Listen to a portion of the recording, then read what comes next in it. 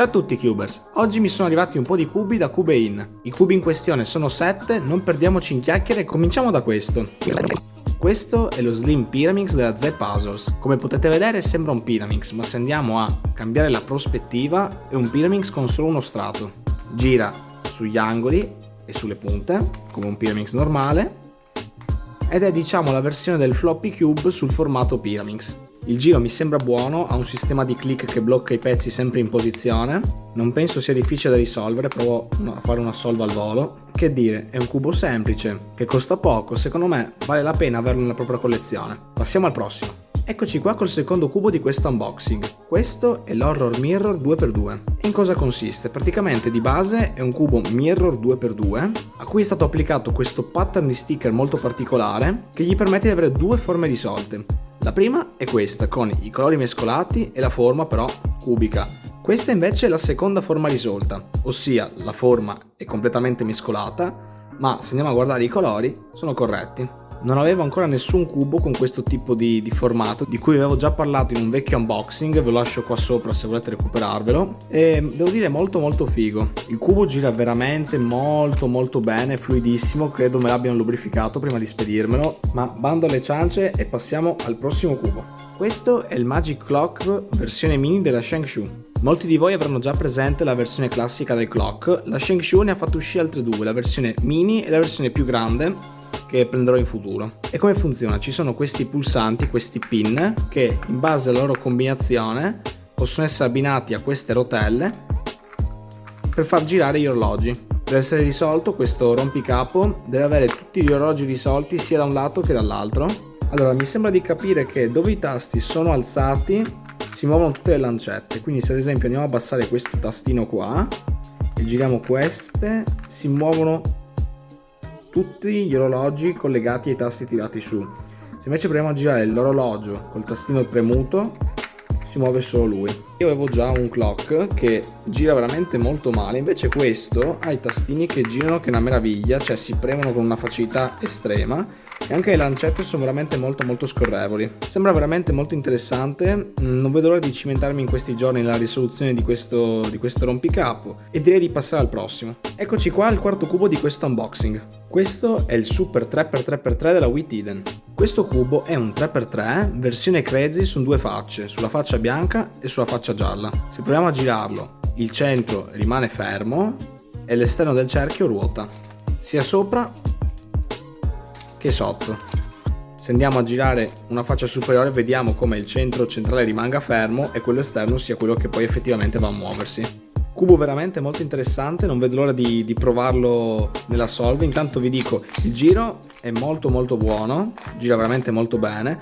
Unico accorgimento che bisogna avere è quando lo si va a mescolare, che inizialmente va mescolato facendo giri 180 gradi sulle facce bianche e gialle, alternato a giri 90 gradi, in modo che andiamo a mescolare tutti i cerchi centrali. Se andassimo subito ad alternare giri 90 gradi, questi pezzi qua non andrebbero più a mescolarsi, quindi ad esempio questo spigolo non riusciamo qua a mettere un pezzo giallo perché non avendo il cerchio completo non possiamo interscambiare questo tipo di pezzi. L'unica pecca che mi è arrivato con questi sticker piccoli della faccia gialla, vedete, un po' spostati, un po' rovinati, diciamo che non è proprio il massimo, comunque dai, ci accontentiamo. Lo proverò e magari in futuro faremo uno shorts a riguardo in cui ve ne parlo nel dettaglio. Questo è lo Super Square One della QJ. Come funziona? Di base sembrerebbe essere uno Square One con 4 strati al posto di 3, quindi ci sarà da risolvere anche questi due strati e renderli uno unico, e con questo centro sulle facce superiori e inferiori. I giri come per uno Square One sono di 180 gradi sulle facce superiori e su quelle inferiori invece bisogna trovare un taglio che permetta ancora la rotazione. QJ è una marca abbastanza vecchia, infatti si vede che il cubo è abbastanza datato, un po'.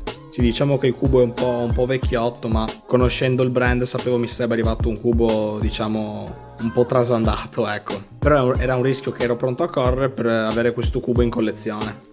In realtà sui giri 180 gradi il cubo se la cava veramente molto bene, molto fluido, e anche sulle facce dei vari strati non gira per nulla male. L'unica pecca sono gli sticker che sono un po' datati, ecco. Come in questo caso si può vedere come gli sticker siano un po' rovinati anche qua. Ma insomma non è un grosso problema, l'importante alla fine è che il cubo funzioni. Per il momento non voglio mescolarlo, voglio studiarmelo con calma off camera. Poi chiaramente se uno di questi cubi vi interessa me lo scrivete nei commenti, vi porto nel minor tempo possibile uno shorts. Direi che possiamo passare al prossimo cubo. Penultimo cubo di questo unboxing. Questo è l'AI 4x4x5. Come vedete non ha modo da nascondere, è un cuboide in cui possono essere alternati giri di 180 gradi sulle facce lunghe e di 90 su tutti gli altri strati. Anche questo è un cubo di una marca abbastanza vecchia, infatti li ho comprati perché ormai non si trovano più praticamente in nessun sito e sono pezzi che mi piacerebbe appunto aggiungere alla mia collezione. Il set di sticker è opaco, devo dire che ci stanno anche abbastanza bene. Il giro diciamo che non è dei migliori, però non è neanche male. E dopo di questo mi piacerebbe aggiungere anche la versione opposta, ossia il 5x5x4. Magari in un video futuro ve lo porterò. Proviamo ad eseguire il pattern alternato per vedere come si presenta su questo cubo. Se andiamo a fare il pattern alternato succede questo. Su 4 facce rimangono solo delle linee e su altre 2 invece si presenta il pattern a scacchiera. Me lo aspettavo perché quando un cubo ha diciamo numero pari su alcune facce si creano questi pattern particolari. Non vedo l'ora di provarlo, anche perché i cuboidi sono una delle categorie di cubo diciamo che mi piace di più. Poi il fatto che non cambi forme, che sia limitato a G di 180 gradi su alcune facce lo rende veramente molto interessante. Infatti a differenza di altri cuboidi, se provo a fare un giro di 90 gradi qua non posso più girarlo. Altri cuboidi invece possono cambiare forma in questo modo. E ora passiamo all'ultimo cubo di questo unboxing. Come ultimo cubo di questo unboxing abbiamo questo, il Chop Curvicopter Cube della Witiden. Ideato da Smaz, è un curvicopter a un solo strato. Come potete vedere, nonostante qua ci siano gli sticker, questo pezzo sotto è un blocco di plastica unico. Hanno fatto anche i solchi in modo che sembri che possa girare, però in realtà vi assicuro che qui non può girare, il cubo è un pezzo unico. Però se andiamo a vedere lo strato superiore, come nel curvicopter possiamo fare i giri 180 gradi su tutti gli spigoli, interscambiando così petali, spigoli e angoli. E come in un curvicopter normale possiamo fare il jumbling, che è questo movimento che gli permette di cambiare forma. E non solo, perché in base alla disposizione dei pezzi alcune facce rimangono bloccate. Ad esempio questa faccia qui non possiamo più muoverla perché è bloccata da questo pezzo, vedete?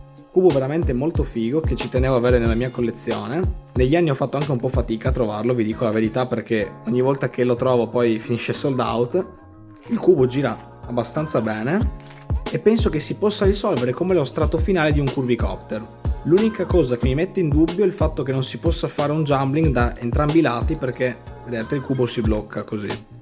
Quindi abbiamo un movimento in meno rispetto allo strato finale di un curvicopter normale, che è l'unica cosa che mi mette in dubbio sul fatto che si possa risolvere esattamente uguale. Anche qui uno sticker mi è arrivato un po' difettato, diciamo che oggi con gli sticker siamo stati un pochino sfortunati, ma devo dire che comunque è un bel pezzo. Detto questo siamo giunti alla fine del video. Se siete interessati all'acquisto di uno di questi cubi vi lascio qua sotto in descrizione il link d'acquisto e utilizzando il codice SM_Cuber avrete diritto a un piccolo sconto.